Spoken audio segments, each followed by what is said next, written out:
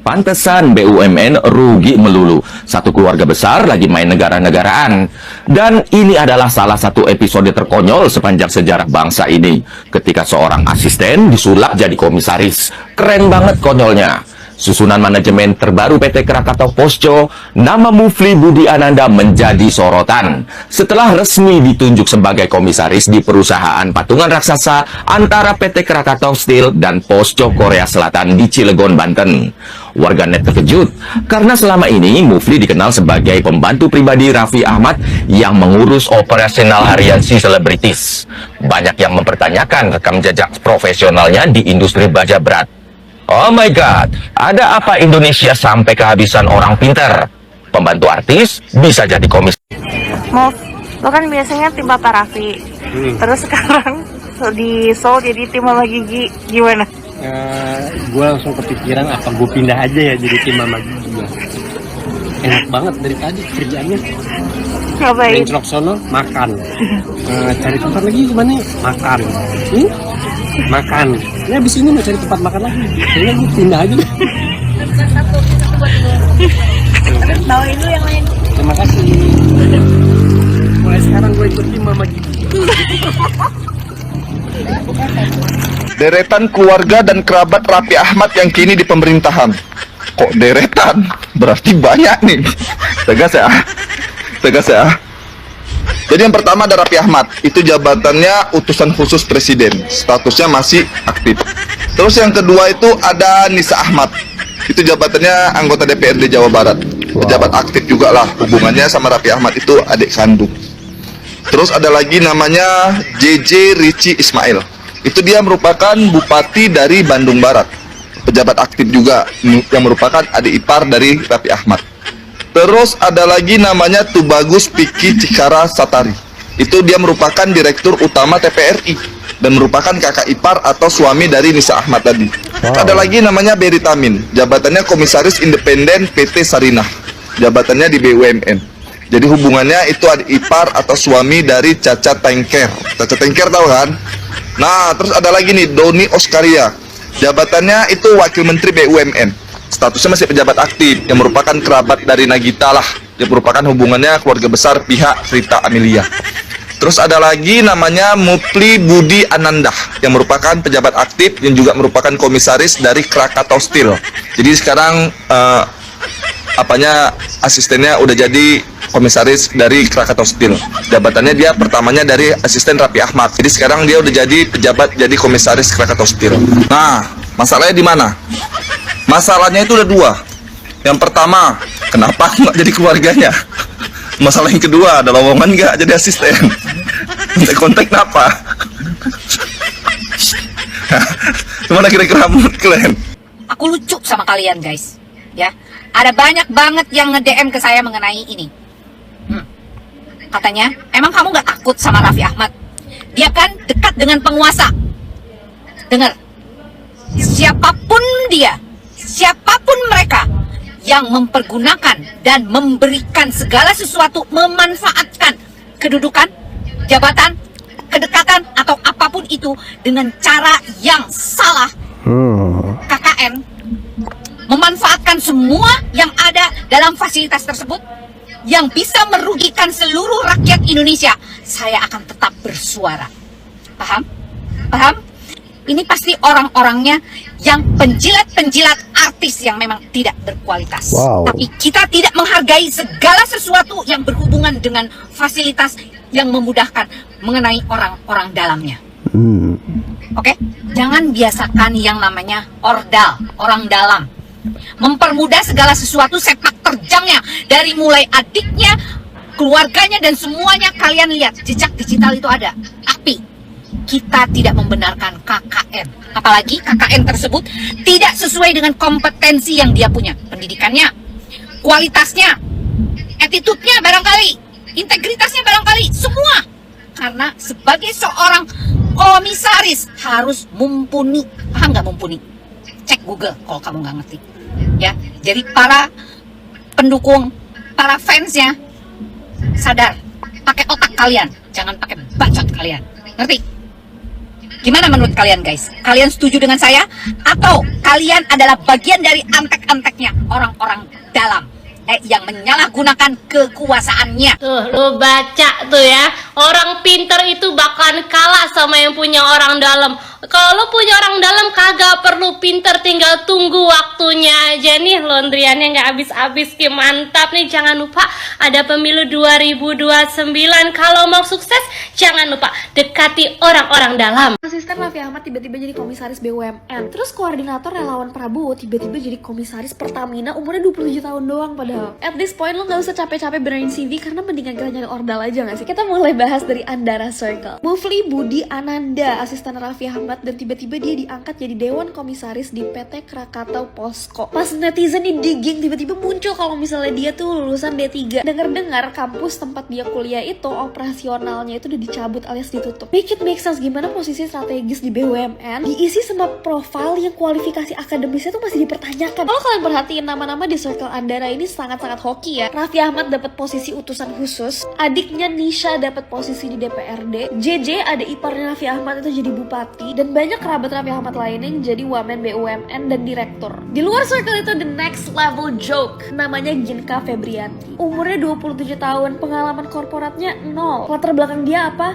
Murni jadi relawan Prabowo atau Bison di pemilu kemarin. Tapi somehow dia bisa duduk manis jadi komisaris PT Pertamina Retail yang ngurusin ribuan SPBU di Indonesia. Bener-bener slap in the face untuk kita semua. Kita disuruh ikut manajemen trainee berdarah-darah, revisi CV tiap malam, ditolak HRD karena kurang berpengalaman. Tapi ternyata cheat code paling valid di negara ini tuh bukan kompetensi, melainkan networking jalur orang dalam dan relawan. The system is completely rigged, babes. Masa ada komisaris umurnya baru 27 tahun sih? Gak adil banget, kita masuk BUMN aja susah setengah mati, interview ini, tes ini, nggak lolos ini, kita medical check up nggak lolos, kita emang ada apa sih? Ada kanker, kok tiba-tiba bisa nggak lolos?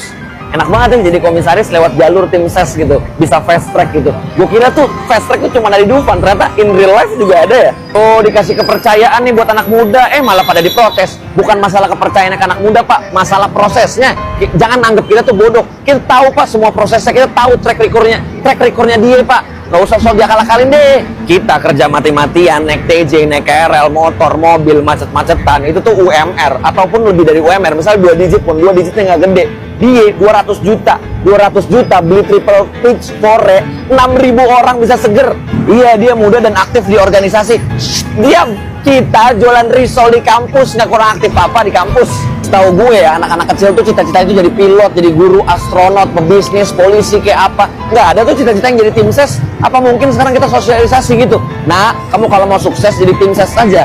Memang 27 tahun prestasi segudang. Siapa tuh Hil? Kylian Mbappe. Itu kan rame banget guys, soal seorang anak muda yang terkenal sebagai asisten pribadi dari figur terkenal, dari seorang artis lah yang sekarang udah jadi pejabat. Nah, tiba-tiba dia ditunjuk jadi komisaris perusahaan besar, di joint venture BUMN lah. Nah, gue nggak mau bahas tentang siapa orangnya, yang gue mau bahas adalah pertanyaannya. Pertanyaan yang banyak ditanyakan oleh masyarakat umum kayak gue ini. Kalau untuk jadi manajer aja itu butuh di training baris berbaris, jadi manajer kopdes itu harus latihan ala-ala militer.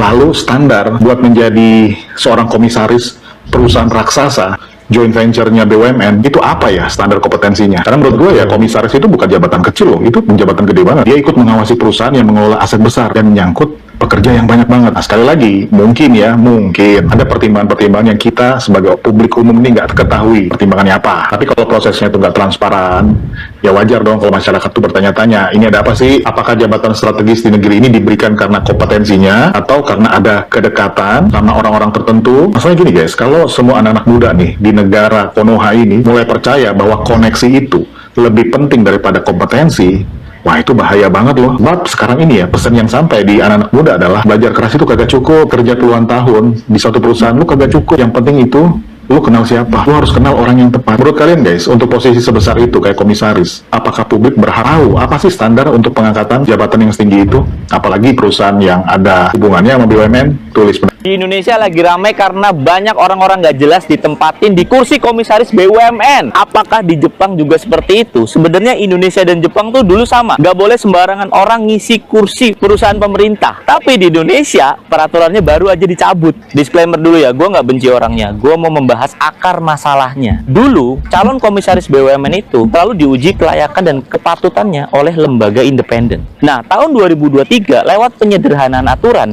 saringan independen itu dihapus. Sekarang penunjukan praktis ada di tangan menteri. Tanpa gerbang independen, ya wajar koneksi bisa ngalahin kompetensi. Ironisnya ada aturan lain yang menyebutkan kalau komisaris itu harus punya pengetahuan memadai tentang BUMN yang dipimpin. Tapi tanpa saringan independen, ya syarat itu wajar banget dilangkainnya gampang. Ini bukan opini gue doang loh. ICW juga udah nyebut kalau kursi komisaris BUMN ini jadi ajang bagi-bagi kursi dan jabatan atau politik balas budi. Ombudsman bahkan nemu ratusan pejabat merangkap jadi komisaris. Sekarang kita bandingin sama Jepang. Gue bacain ya peraturannya. Di sini calon komisaris dan direktur harus lolos komite nominasi yang mayoritas anggotanya direktur independen. Disaring berdasarkan kompetensi, baru namanya di voting di rapat pemegang saham. Beda. Semuanya diatur ketat sama Corporate Governance Code. Jadi bedanya jelas, kita ini nyabut pintu seleksi, kalau mereka ini malah memperkuat pintu seleksinya. Tapi biar adil ya, ini bukan tentang satu presiden atau satu partai. Dari dulu tuh polanya sama persis berulang. Jadi masalahnya tuh ini bukan si A atau si B atau mantan asistennya artis. Mungkin sebagian dari mereka beneran bagus, mungkin bab.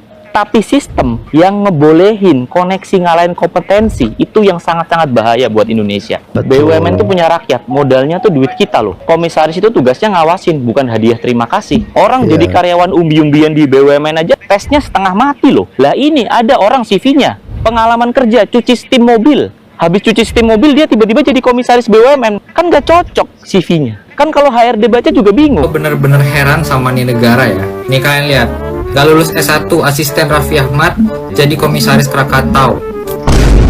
Coba kalian pikir, kemarin belum lama Ginka naik jadi komisaris Pertamina, cuman modal cuap-cuap doang. Sekarang asisten Raffi Ahmad, monyet, sorry ya, cuman lulusan D3 jadi komisaris Krakatau. Bahkan universitasnya pun udah ditutup.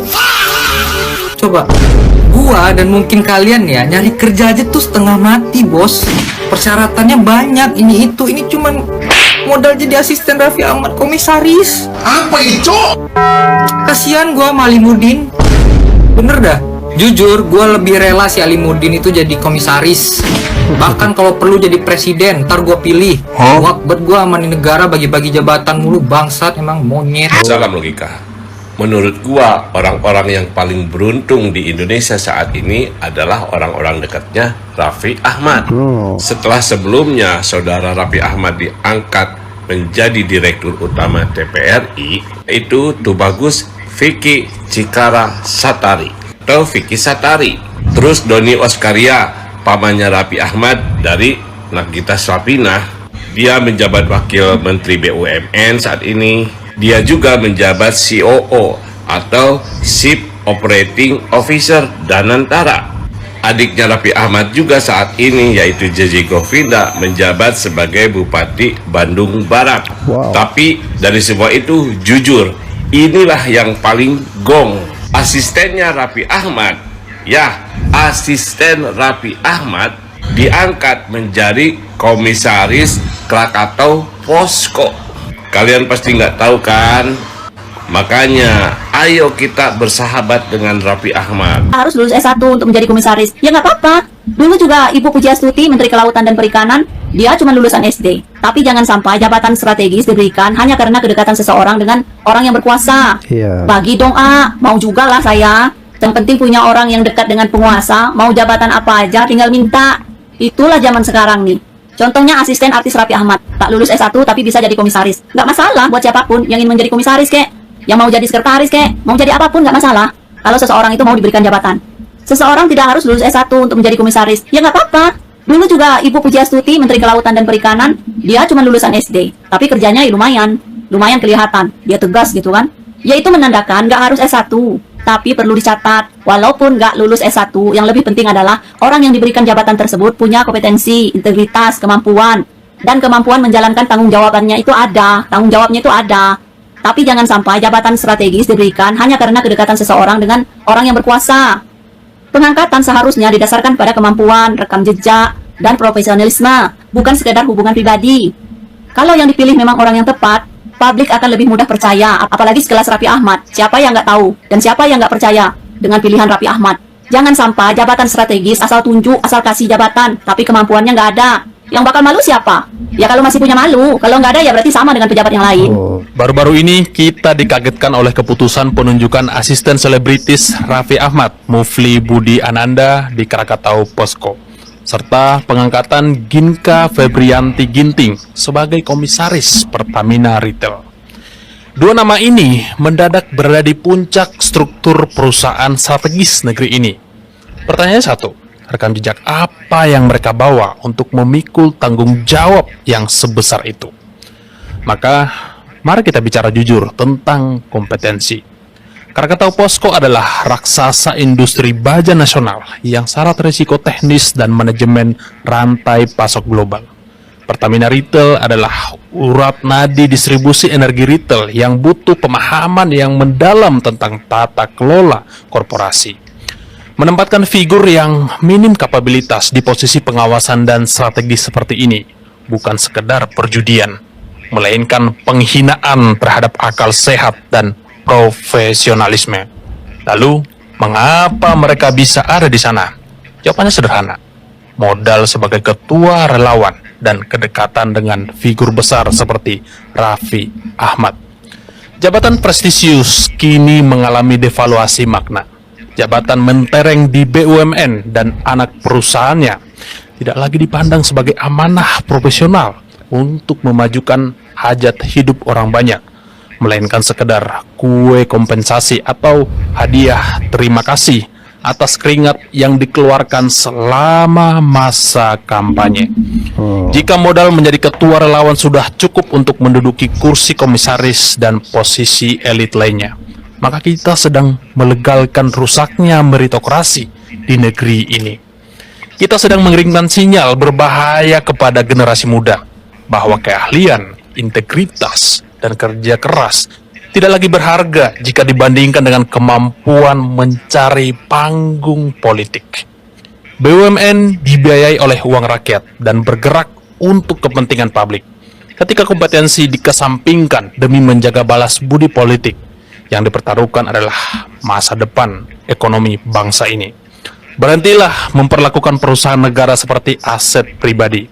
Kembalikan jabatan profesional kepada mereka yang benar-benar ahli di bidangnya, bukan kepada mereka yang hanya bermodal loyalitas politik belaka. Asistennya Raffi Ahmad jadi komisaris di PT Krakatau Posko, guys. Kok bisa ya guys ya tiba-tiba jadi komisaris? Aneh nih. Padahal kan jabatan komisaris itu tuh bukan main-main. Dan juga tugas komisaris itu tuh bukan tugas yang main-main, guys. Dan juga untuk kita bisa menjadi komisaris itu tuh butuh yang luar biasa gitu, guys. Pendidikan yang kudu tinggi dan juga pengalaman yang juga kudu banyak gitu, guys. Sedangkan asistennya Raffi Ahmad itu pendidikannya apa? Dan juga pengalamannya apa? Tiba-tiba bisa jadi komisaris. Dan gua lihat-lihat juga, guys, banyak sekali keluarganya Raffi Ahmad yang jadi pejabat gitu, guys. Ada yang anggota DPR dan juga yang jadi bupati kalau nggak salah. Dan juga netizen-netizen Indonesia ini tuh sedang mempertanyakan kenapa tiba-tiba bisa jadi komisaris gitu, guys. Dan juga netizen juga sedang menunggu nih klarifikasi dari Raffi Ahmad dan juga dari Nagita Slavina. Dan juga banyak sekali netizen-netizen yang kecewa.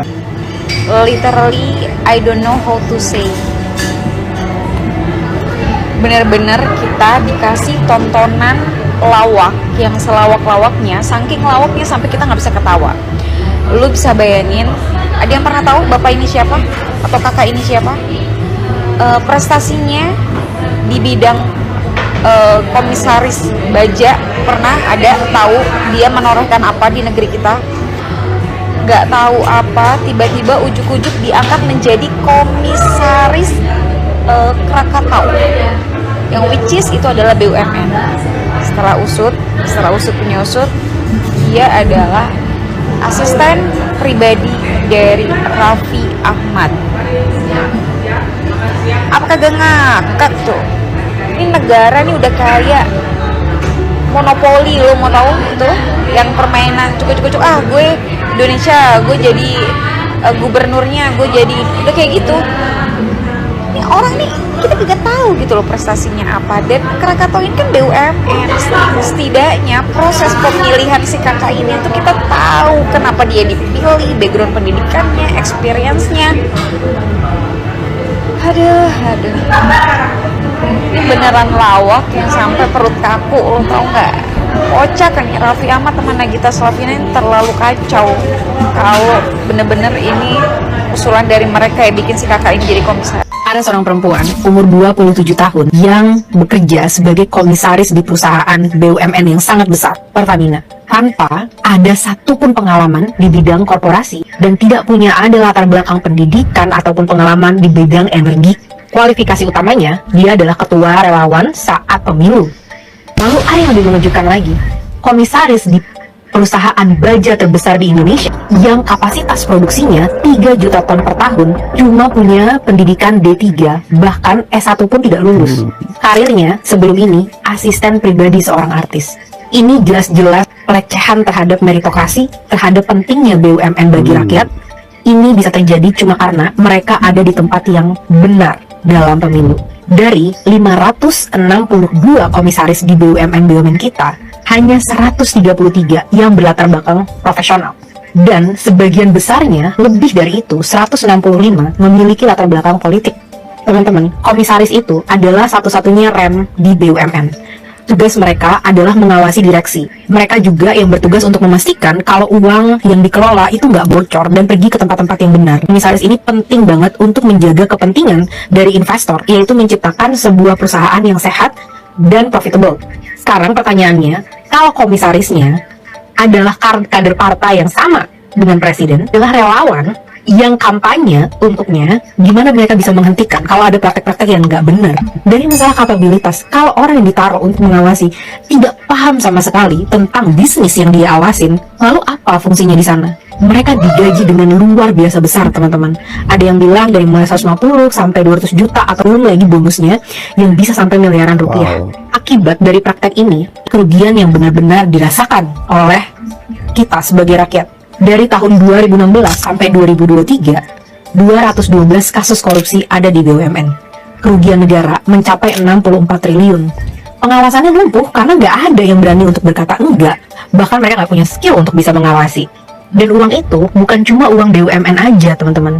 Itu uang yang harusnya jadi subsidi untuk rakyat, untuk bangun sekolah, untuk BPJS, untuk naikin gaji guru, untuk menjaga fasilitas kesehatan, malah digunakan untuk akhirnya membantu BUMN ini yang rugi. Kalau kata Direktur Selios, makin pintar bekerja, itu kita akan tetap kalah sama yang orang-orang titipan. Jadi meritokrasi itu udah nggak ada. Kalau meritokrasi udah nggak ada, perusahaan udah nggak bisa lagi berkompetisi secara fair dalam berbisnis. Dan kenapa? Pelayanan, inovasi dari perusahaan-perusahaan BUMN itu buruk banget. Sayangnya kebijakan-kebijakan juga menjegal adanya kompetisi yang sehat di pasar. Ini soal negara yang sengaja memilih loyalitas di atas kemampuan, dan kita semua yang membayar harganya. Asisten Raffi Ahmad tiba-tiba jadi komisaris BUMN. Terus koordinator relawan Prabowo tiba-tiba jadi komisaris Pertamina umurnya 27 tahun doang padahal. At this point lo gak usah capek-capek benerin CV karena mendingan kita nyari ordal aja gak sih? Kita mulai bahas dari Andara Circle. Mufli Budi Ananda, asisten Raffi Ahmad, dan tiba-tiba dia diangkat jadi Dewan Komisaris di PT Krakatau Posko. Pas netizen di digging tiba-tiba muncul kalau misalnya dia tuh lulusan D3. Dengar-dengar kampus tempat dia kuliah itu operasionalnya itu udah dicabut alias ditutup. Make it make sense gimana posisi strategis di BUMN diisi sama profil yang kualifikasi akademisnya tuh masih dipertanyakan. Kalau kalian perhatiin nama-nama di circle Andara ini sangat-sangat hoki ya. Raffi Ahmad dapat posisi utusan khusus, adiknya Nisha dapat posisi di DPRD, JJ ada iparnya Raffi Ahmad itu jadi bupati, dan banyak kerabat Raffi Ahmad lainnya yang jadi wamen BUMN dan direktur. Di luar circle itu the next level joke, namanya Ginka Febrianti. Umurnya 27 tahun, pengalaman korporatnya 0. Latar belakang dia apa? Murni jadi relawan Prabowo atau Bison di pemilu kemarin. Tapi somehow dia bisa duduk manis jadi komisaris PT Pertamina Retail yang ngurusin ribuan SPBU di Indonesia. Bener-bener slap in the face untuk kita semua. Kita disuruh ikut manajemen trainee berdarah-darah, revisi CV tiap malam, ditolak HRD karena kurang berpengalaman. Tapi ternyata cheat code paling valid di negara ini tuh bukan kompetensi, melainkan networking jalur orang dalam dan relawan. The system is completely rigged, babe. Etian, asisten pribadi Raffi Ahmad jadi komisaris Krakatau Posko, padahal ijazahnya hanya SMA. Kuliah nggak lulus. Enak banget ya dia ya, ijazahnya SMA jadi komisaris, lah saya sarjana jadi pengangguran terus. Pak Presiden, orang-orang Bapak, pendukung-pendukung Bapak, loyalis Bapak pada Pilpres 2024 sudah pada dapat jabatan, Pak. Saya kapan, Pak? Padahal 2024 itu saya getol bikin konten mengajak masyarakat untuk mencoblos Bapak, memilih Bapak. Waduh, heboh saya waktu itu, Pak. Saya sampai menciptakan lagu agar masyarakat mencoblos Bapak. Nih, lihat lagunya, Pak. Ayo dipilih yang gemoy. Tuh, ayo dipilih yang gemoy. Itu saya sampai menciptakan lagu, Pak. Giliran sekarang saya nggak diangkat jadi apa-apa. Ya udah, saya kritik aja Bapak tuh terus. Kalau tidak mau dikritik, ya udah diangkat saya jadi komisaris apa gitu, Pak. Kan enak tuh ya, biar saya nggak berisik ya. Kalau mau saya nggak berisik lagi, ya jangan mengintimidasi, jangan mengirim orang menemui saya, jangan menghilangkan akun saya, jangan meneror saya, jangan mempersoalkan dihukum saya. Aduh, jangan gitu, Pak. Kalau pengen saya diem, Pak, kasih saya jabatan aja, Pak, tuh. Diem saya. Tuh, kayak asisten Raffi Ahmad tuh enak tuh ya. Kasih ya saya komisaris apa gitu ya. Ditunggu.